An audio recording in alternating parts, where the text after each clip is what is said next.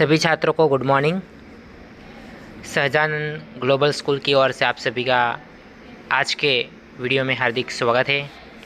सभी छात्रों, आज हम कक्षा 9 विषय हिंदी, जिसमें पद्य 17 जिनका नाम है तुलसी के पद, उनके बारे में आज हम पढ़ेंगे। तो सबसे पहले तुलसीदास को तो आप सब जानते ही होंगे। तो सबसे पहले यह उनका साहित्य प्रकार है पद्य, और तुलसीदास जी उनके रचयिता है जिन्होंने ये पद्य की रचना की है। तुलसीदास का जन्म सन 1532 और निधन सन 1623 में हुआ है। अब तुलसीदास के जीवन के बारे में जो हम देखें तो भक्त चूड़ामणि लोकनायक गोस्वामी तुलसीदास हिंदी के शीर्ष कवि के रूप में ख्यात है।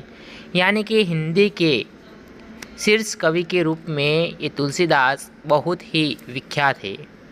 उनका जन्म स्थान राजपुर जिला बांदा उत्तर प्रदेश माना गया है। यानी कि तुलसीदास का जन्म राजपुर जिला बांदा जो उत्तर प्रदेश में आया हुआ है, वहाँ उनका जन्म हुआ था। उनके पिता का नाम आत्माराम दुबे और माता का नाम हुलसी था। यानी उनके पिता का नाम है आत्माराम दुबे, माता का नाम है हुलसी।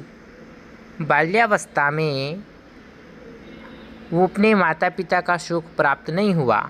यानी कि जब वो बाल्यावस्था में थी, बचपन में थे, तभी उनके जो माता पिता है उनका देहांत हो जाता है, यानी कि मृत्यु हो जाता है। तो बचपन में उनको अपने माता पिता का सुख प्राप्त नहीं होता है। उसके बाद वह बाबा नरहरिदास ने उनको अपने पास रखा। यानी जो एक बाबा थे जिनका नाम है नरहरिदास, उन्होंने अपने पास ये तुलसीदास को रखा।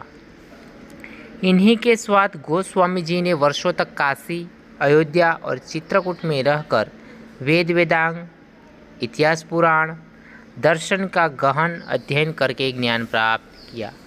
यानी ये तुलसीदास स्वामी ने उनके साथ रहकर काशी, अयोध्या, चित्रकूट, उनमें जहाँ भी ये बाबा नरहरिदास गए वहाँ उनके साथ लेते गए और उनके साथ रहकर उन्होंने वेद वेदांग, इतिहास पुराण, दर्शन का गहन वगैरह का अध्ययन करके ज्ञान प्राप्त किया था। बाबा नरहरिदास ने राम नाम की दीक्षा दी। यानी कि तुलसीदास को दीक्षा दी, गुरु अपना शिष्य बनाया और उनको राम नाम की दीक्षा देते हैं। कहते हैं कि पत्नी रत्नावली की बत्सरना के बाद आप राम भक्ति की ओर उन्मुख हो गए। यानी कि उनकी जो पत्नी है जिनका नाम है रत्नावली, यानी कि तुलसीदास की जब शादी होती है और शादी होने के बाद वो अपने पत्नी के प्रेम में मोहित हो जाते हैं, अंध हो जाते हैं। यानी कि उसको तुलसीदास को और कुछ नहीं दिखता है। लेकिन जब रत्नावली उनको कुछ ऐसा कहती है कि जिसकी उसके तुलसीदास के हृदय पर गहरी चोट आती है, और उसके बाद वह राम भक्ति की ओर मुड़ जाते हैं।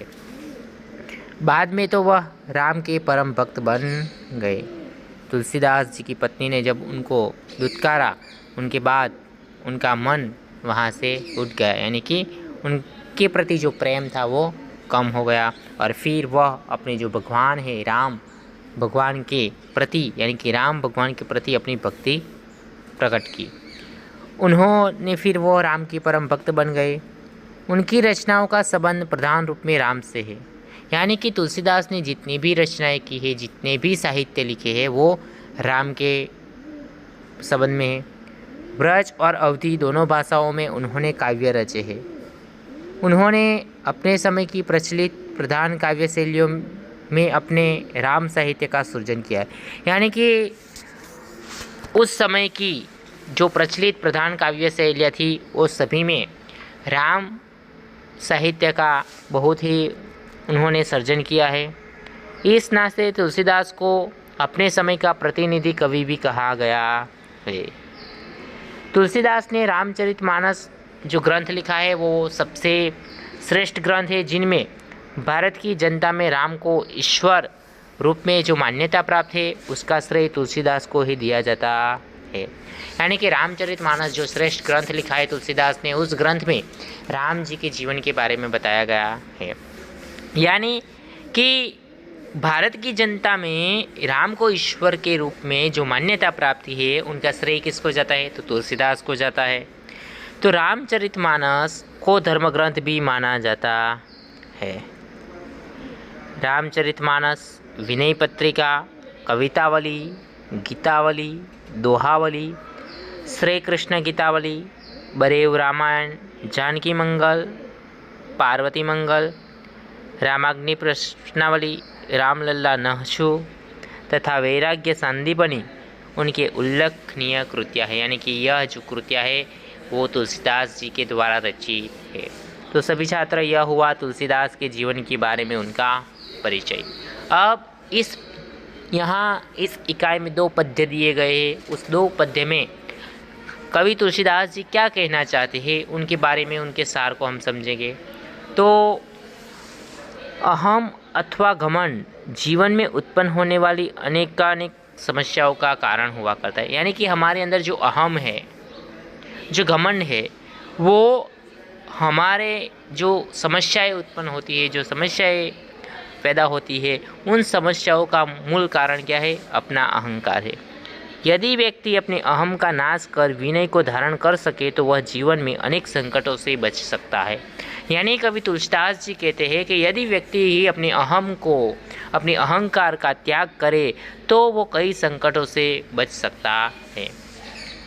इन पदों में तुलसीदास ने अपने आराध्य देव राम के प्रति अपनी विनय भावना का प्रदर्शन करते हुए आराध्य देव को छोड़कर अन्यत्र न जाने का निश्चय व्यक्त किया है।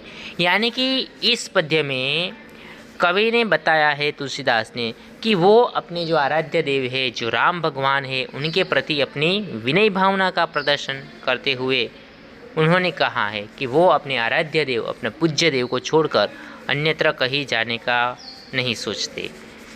एक भक्त कि यह विनय भावना यदि आज के व्यक्ति के अपने जीवन में उतार सके तो संघर्षों की धूप में झुलसते हुए संसार के प्राणों को एक नई चेतना मिलती है। लेकिन आज के व्यक्ति की जो बात की गई है, आज का जो एक भक्त यदि अपनी विनय भावना यदि आज के व्यक्ति अपने जीवन में उतार सके तो अनेक संघर्षों से वे बच सकता है। तो सभी छात्र, जो संत तुलसीदास वो भगवान राम के परम भक्त थे, राम ही उनके लिए सब कुछ थे। यानी कि राम के चरणों को छोड़कर वे अन्य किसी देवता की शरण में जाने को तैयार नहीं थे। यहाँ उनके 2 पद दिए गए हैं, जिनमें पहले पद में वे राम के चरणों में अपना समर्पण भाव और उनके प्रति अपनी अटूट निष्ठा प्रकट करते हैं। दूसरे पद में उन्होंने राम के प्रति अपने अनेक संबंध बताकर उनके चरणों की शरण पाने की याचना की है। तो सभी छात्र, अब यहाँ जो 2 पद दिए गए हैं वो पद के बारे में हम समझेंगे, उनका जो सार है उसके बारे में समझेंगे। तो आप सभी को ध्यान से सुनना है, साथ में इसमें जो शब्दार्थ है वो शब्दार्थ के बारे में भी हम जानेंगे। तो सबसे पहला पद है, जाऊँ कहाँ तजी चरण तुम्हारे, काको नाम पतित पावन जग के ही अति दिन प्यारे। कौन देव बराई बिरध हित, हठी हठी अधम उधारे, खग मृग व्याध पशान बिटप जड़, कवन जमन सुर तारे। देव धनुज मुनि नाग मनुज सब माया विवश विचारे, तिनके हाथ दास तुलसीदास जी प्रभु कहा अपनों को हारे। तो सबसे पहले इनके जो शब्दार्थ है उनके बारे में हम समझेंगे। तो तजी का अर्थ होता है छोड़कर, काको यानी कि किसका, केही का अर्थ है किसे अथवा तो किसको, दिन का अर्थ है दुखी या तो दरिद्र, कौन यानी कि किसने, बराई का अर्थ होता है बड़प्पन, बिरद का अर्थ है नाम या तो बड़ाई या तो यश, अधम का अर्थ है पापी, दुष्ट या तो नीच या तो निकृष्ट, खग, खग का अर्थ होता है पक्षी। मृग यानी हिरण। ब्याद, ब्याद का अर्थ होता है शिकारी। बिटप यानी कि वृक्ष। जवन, जवन का अर्थ होता है यवन या तो अनार्य। धनुज, धनुज का अर्थ है राक्षस या तो असुर। मुनि का अर्थ है त्यागी या तो तपस्वी। नाग, नाग का अर्थ है सर्प। माया बीबस यानी कि माया के वशीभूत। અને लास्ट में है अपनाओ यानी कि अपनापन। तो सभी छात्र यह है उनके शब्दों के अर्थ। अब हम इनमें जो खग, यहाँ खग की बात की गई है सभी छात्रों, तो यह खग है।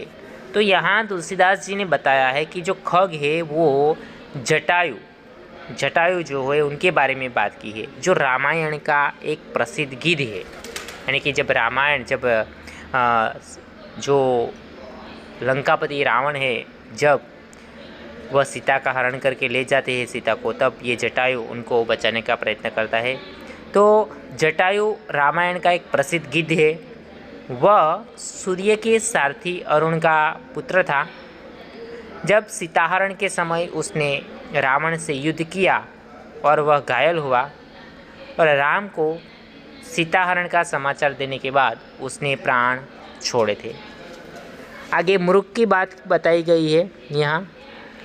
तो सभी छात्र मुर्ग, उनका अर्थ है मारीच, यानी कि जो एक राक्षस, जो ताड़का राक्षसी का पुत्र तथा रावण का अनुचर था, वह सुवर्ण मुर्ग के रूप में राम द्वारा मारा गया था। आगे लिखा है ब्याद।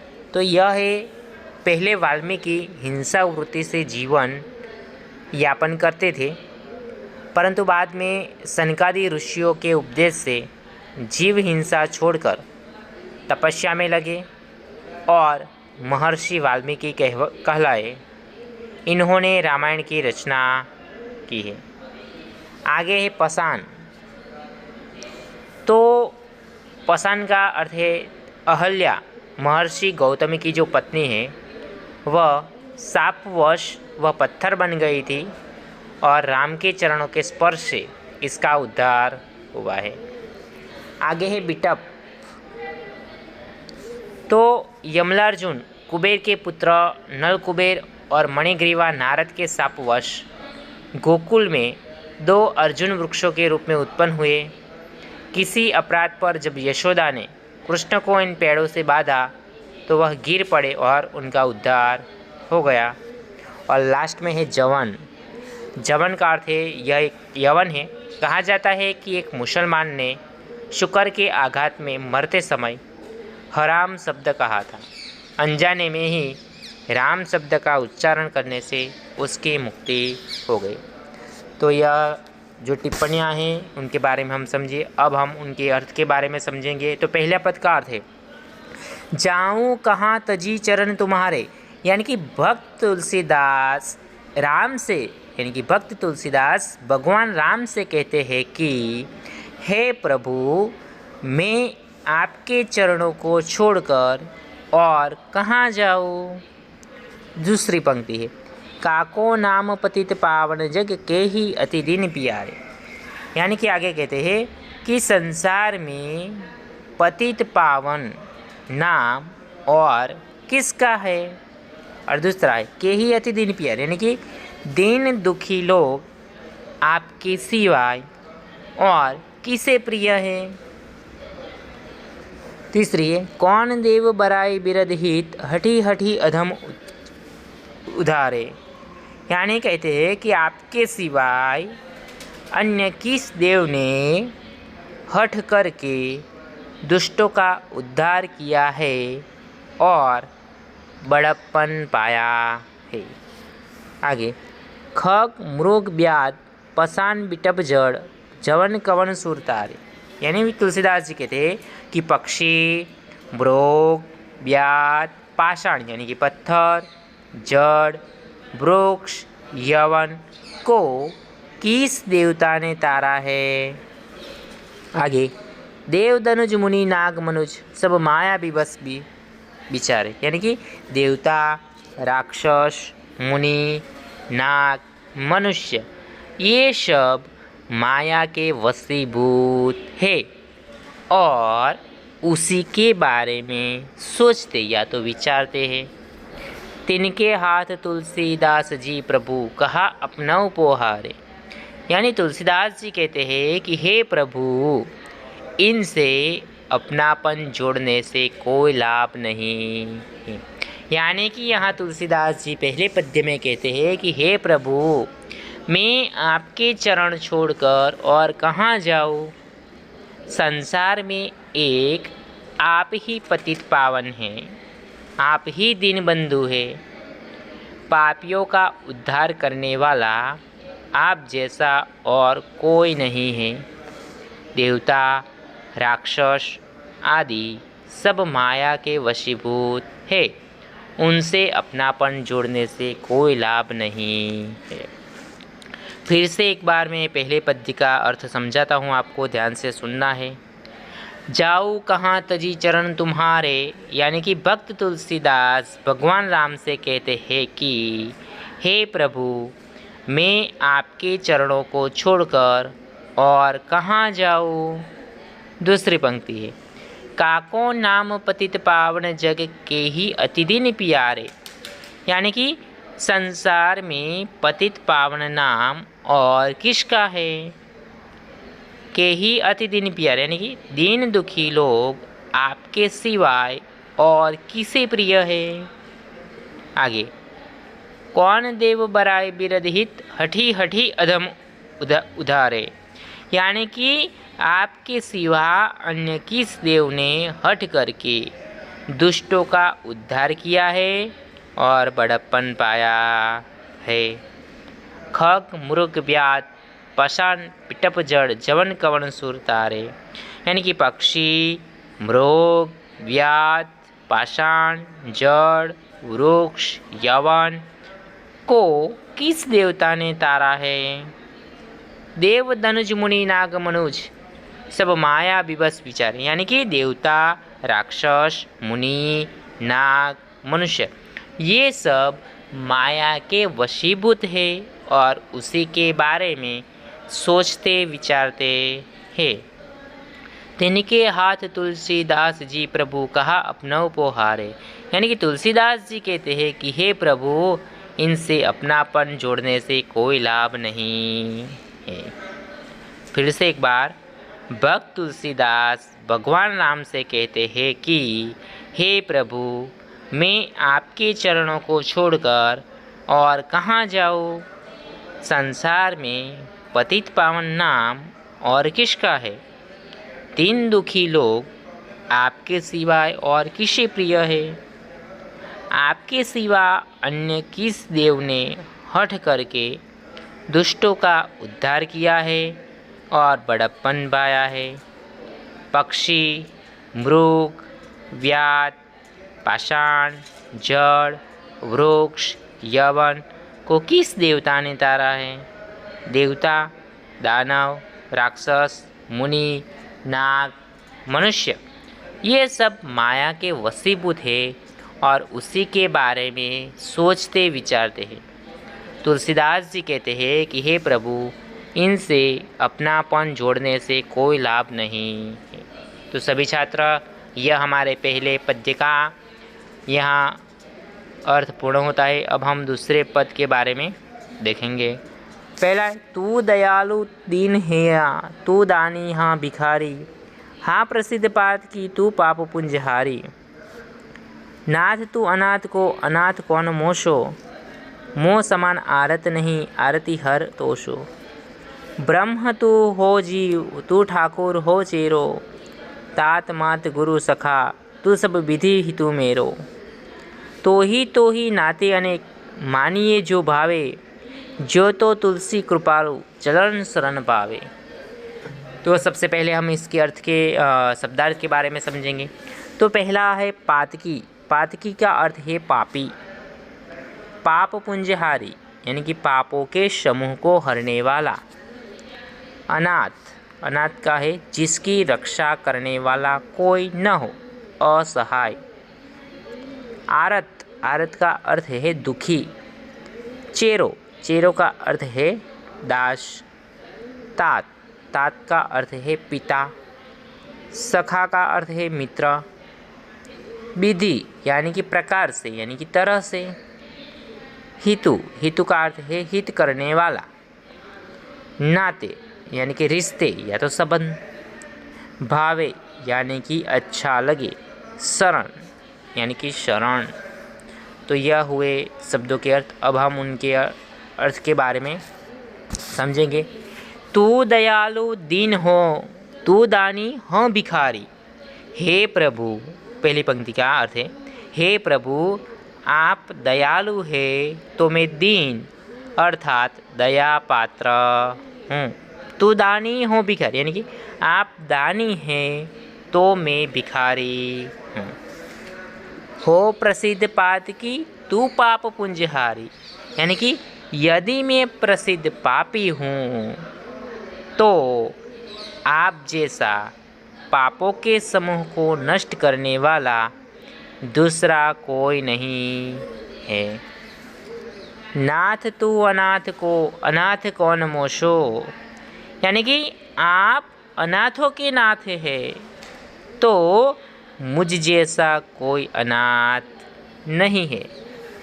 मोह समान आरत नहीं आरती हर तोषो यानी कि मेरे जैसा कोई दुखी नहीं है और आप जैसा कोई दुख दूर करने वाला नहीं है। आगे क्या कहते हैं? ब्रह्म तू हो जीव तू ठाकुर हो चेरो यानी कि हे प्रभु आप ब्रह्म हैं तो मैं जीव हूँ। आप स्वामी हैं तो मैं आपका सेवक हूँ। तात मात गुरु सखा तुझ सब विधि ही तुम्हेरो तो ही मोही नाते अनेक मानिए जो भाव यानी कि आप मेरे माता पिता गुरु मित्र और सब तरह से मेरे हितैषी है। आप और मेरे बीच अनेक रिश्ते हैं तो ही नाते अनेक मानिए जो भावे यानी कि इनमें से जो रिश्ता आपको पसंद हो वह मुझसे आप जोड़ सकते हैं। ज्यों त्यों तुलसी कृपालु चरण शरण पावे यानी कि तुलसीदास जी कहते हैं कि हे कृपालु मैं तो किसी तरह आपके चरणों की शरण पाना चाहता। तो सभी छात्र दूसरे पद में तुलसीदास जी कहना चाहते हैं कि हे प्रभु आपके और मेरे बीच अनेक संबंध हैं। आप किसी भी संबंध से मुझसे जुड़े रह सकते हैं। आप मेरे माता पिता गुरु मित्र आदि सब कुछ है। मैं तो किसी भी संबंध के द्वारा आपके चरणों की शरण पाना चाहता। फिर से हम एक बार उनके भाव के बारे में समझेंगे। पहली पंक्ति है तू दयालु दीन हो तू दानी हो भिखारी। हे प्रभु आप दयालु है तो मैं दीन अर्थात दया का पात्र हूँ। आप दानी हैं तो मैं भिखारी हूँ। हो प्रसिद्ध पात की तू पाप पुंजहारी। यदि मैं प्रसिद्ध पापी हूँ तो आप जैसे पापों के समूह को नष्ट करने वाला दूसरा कोई नहीं है। आगे नाथ तू अनाथ को अनाथ कौन मोशो यानी कि आप अनाथों के नाथ हैं तो मुझ जैसा कोई अनाथ नहीं है। मोह समान आरत नहीं आरती हर तोषो यानी कि मेरे जैसा कोई दुखी नहीं है और आप जैसा कोई दुख दूर करने वाला नहीं है।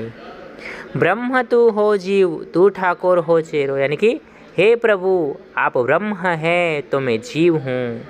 आप स्वामी हैं तो मैं आपका सेवक यानी कि दास हूँ।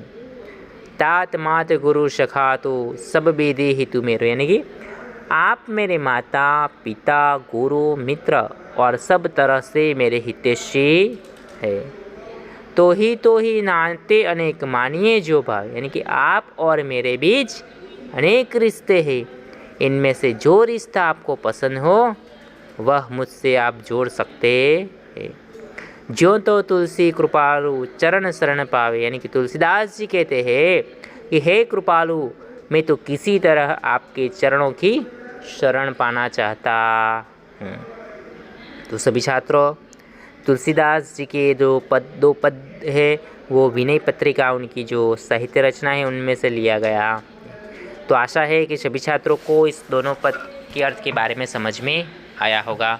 अब आगे आपकी किताब में जो शब्दार्थ दिए गए हैं उनके बारे में फिर से हम एक बार समझेंगे। तो सभी छात्रों, यहाँ दिया गया है पतित पावन यानी कि पापियों का उद्धार करने वाला ईश्वर। दूसरा है बड़ाई, उसका अर्थ है बड़प्पन, श्रेष्ठता या तो महिमा। आगे बिरध, बिरध का अर्थ है बड़ाई। अधम, अधम का अर्थ है पापी, दुष्ट, नीच या तो निकृष्ट। उद्धारणा यानी कि उद्धार करना।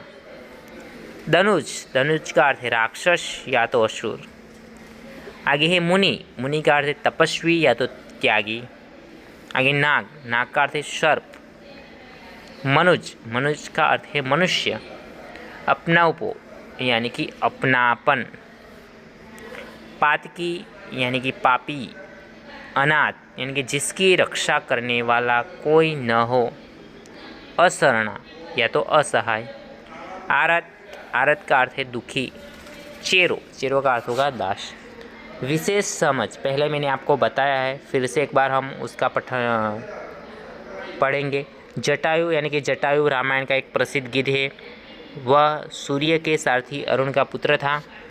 सीताहरण के समय उसने रावण से युद्ध किया और वह घायल हुआ था और राम का सीताहरण का समाचार देने के बाद उन्होंने प्राण छोड़े।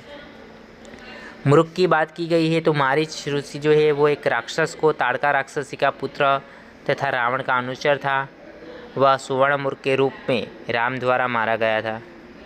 व्याध है जो वाल्मीकि पहले हिंसा वृत्ति से जीवन यापन करते थे, परंतु बाद में सनकादि ऋषियों के उपदेश से जीव हिंसा छोड़कर तपस्या में लगे और महर्षि वाल्मीकि कहलाए। उन्होंने रामायण की रचना की है।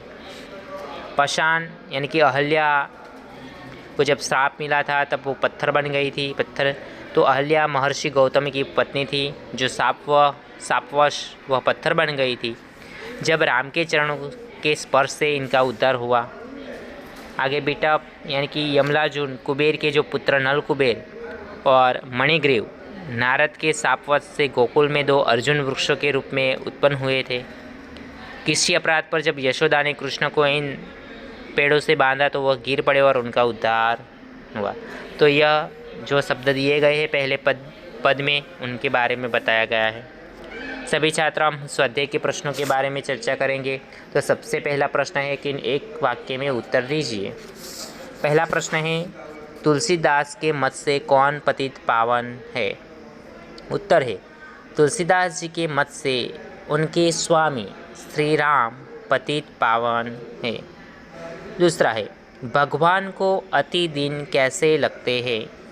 उत्तर है, भगवान को अति दिन प्रिय लगते हैं। तीसरा, भगवान ने हठ करके किनका उद्धार किया?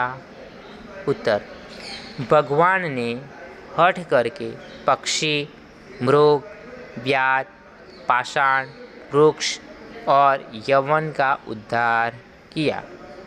4 नंबर, माया के प्रति विवश होकर कौन कौन सोचते हैं? तो उनका उत्तर है, देवता, राक्षस, मुनि, नाग, मनुष्य, ये सब माया के प्रति विवश होकर सोचते हैं। प्रभु दानी है तो कवि क्या है? उत्तर है, प्रभु दानी है तो कवि भिखारी है। कवि पाप पुंजहारी किसे कहते हैं? उत्तर है, कवि भगवान श्री राम को पाप पुंजहारी कहते हैं। प्रश्न नंबर 2, विस्तार सहित उत्तर लिखिए। पहला प्रश्न है, तुलसीदास जी प्रभु के चरणों को छोड़कर कहीं और क्यों नहीं जाना चाहते हैं? तो उनका उत्तर है, तुलसीदास जी के अनुसार प्रभु श्री राम पतित पावन हैं। वे दीन दुखी जनों के प्रेमी हैं। उन्होंने हठ करके अनेक दुष्टों का उद्धार किया है। पक्षी, मृग, व्याध, पाषाण, वृक्ष और यवन का उद्धार करने में भी उन्होंने देर नहीं की। बाकी देवता, मुनि और मनुष्य आदि माया के वशीभूत है, उनसे संबंध जोड़ने का अर्थ नहीं है। श्री राम जैसी दया और सामर्थ्य और किसी में नहीं है। इसीलिए तुलसीदास जी अपने प्रभु श्री राम के चरणों को छोड़कर और कहीं जाना नहीं चाहते। दूसरा प्रश्न है, तुलसीदास ने अपने और भगवान के बीच कौन कौन से संबंध जोड़े हैं, क्यों? उत्तर है, तुलसीदास जी किसी भी रूप में भगवान से जुड़े रहना चाहते हैं। इसीलिए वे कहते हैं कि भगवान दयालु है तो वह दीन अर्थात दया के पात्र है। यदि प्रभु दानी है तो तुलसीदास जी भिखारी है। प्रभु पापों का नाश करते हैं तो तुलसीदास जैसा कोई पापी नहीं। प्रभु अनाथों के नाथ है तो तुलसीदास जैसा कोई अनाथ नहीं। यदि प्रभु दुख दूर करते हैं तो तुलसीदास जी जैसा कोई दुखी नहीं है। प्रभु ब्रह्म है तो तुलसीदास जी जीव है। प्रभु स्वामी है तो तुलसीदास जी सेवक है। भगवान ही तुलसीदास के माता पिता गुरु सखा आदि सब कुछ है। इस प्रकार तुलसीदास जी ने भगवान के से अपने अनेक संबंध जोड़े हैं। इसका कारण यह है कि किसी भी संबंध से भगवान की शरण पाना चाहते हैं। तीसरा है, तो ही मोही नाते अनेक मानिए जो भावे का भावार्थ स्पष्ट कीजिए। उत्तर है, तुलसीदास जी ने भगवान से अपने अनेक नाते बताए हैं। वे भगवान से कहते हैं कि इनमें से जो नाता आपको स्वीकार हो उस नाते से मेरे से जुड़े रहे। तुलसीदास जी जानते हैं कि जब तक भगवान से एक निश्चित नाता नहीं होता तब तक भक्ति करने में आनंद नहीं आता। एक नाता जुड़ जाने से ही भक्ति में गहराई आती है। उससे भगवान को एक निश्चित संबोधन से पुकारने में सरलता होती है और अपनत्व बढ़ाने में मदद मिलती है। इसीलिए तुलसीदास भगवान से प्रार्थना करते हैं कि वे उनसे कोई एक निश्चित नाता बनाकर उन्हें अपना लें। आगे भावार्थ स्पष्ट कीजिए। देव दनुज मुनि नाग मनोज सब माया विवश विचारे, तिनके हाथ तुलसीदास जी प्रभु कहाँ अपनो पोहार। उत्तर है, हे भगवान राम, देवता, राक्षस, मुनि, हाथी, वृक्ष, यवन, देवता आदि सब माया के वशीभूत है। इनमें मुझ जैसों के प्रति अपनापन नहीं हो सकता। इसीलिए उनसे किसी तरह की सहायता की आशा करना व्यर्थ है। हे प्रभु, माया रहित केवल आप ही है। मुझ जैसे भक्तों का ख्याल केवल आप ही रख सकते हैं। इसीलिए आपके सिवा मैं और किसी की शरण में जाने की बात नहीं सोच सकता। दूसरा है, नाथ तू अनाथ को अनमोशो, मोह समान आरत नहीं, आरती हरतोषो। उत्तर है, तुलसीदास जी भगवान से कहते हैं कि जिनका संसार में कोई रक्षक नहीं है उनकी रक्षा आप ही करते हैं। मेरे जैसा और कोई अनाथ नहीं है, इसीलिए आपको ही मेरी रक्षा करनी होगी। मेरे समान कोई दुखी नहीं है। अपने दुख दूर करने के लिए मैं आपको ही पुकारूंगा, क्योंकि आपके समान दुखियों के दुख दूर करने वाला दूसरा कोई नहीं है। आगे समानार्थी शब्द लिखिए। पहला है अधम, तो उनका अर्थ है नीच। धनुज का अर्थ है राक्षस। मनुज का अर्थ है मनुष्य। पातकी का अर्थ है पापी। आरत का अर्थ है दुखी। चेरो का अर्थ है दास। शब्द समूह के लिए एक शब्द लिखिए। पहला है पापियों का उद्धार करने वाला, तो उनका अर्थ है पापोद्वारक। दूसरा, जिसकी रक्षा करने वाला कोई न हो, तो उत्तर है अनाथ। तो सभी छात्रों, यहाँ हमारे स्वाध्याय के जो प्रश्न हैं उनके बारे में हम समझे। तो आशा करता हूँ कि आपको यह जो पद्य 17 है तुलसी के पद, उनके बारे में समझ में आया होगा। तो सभी छात्रों को आपको यह वीडियो को ध्यान से देखना है, सुनना है और समझना है। और इसके बाद आपको जो इस इकाई की जो PDF भेजी जाएगी, उस PDF को आपको अपनी नोटबुक में लिखना है और उसको तैयार भी करना है। तो सभी छात्र, हमारा 17 तुलसी के पद यहाँ हम पूर्ण करते हैं। उसके साथ आज का यह वीडियो भी हम यहाँ पूर्ण करते हैं। सभी छात्रों को जय हिंद,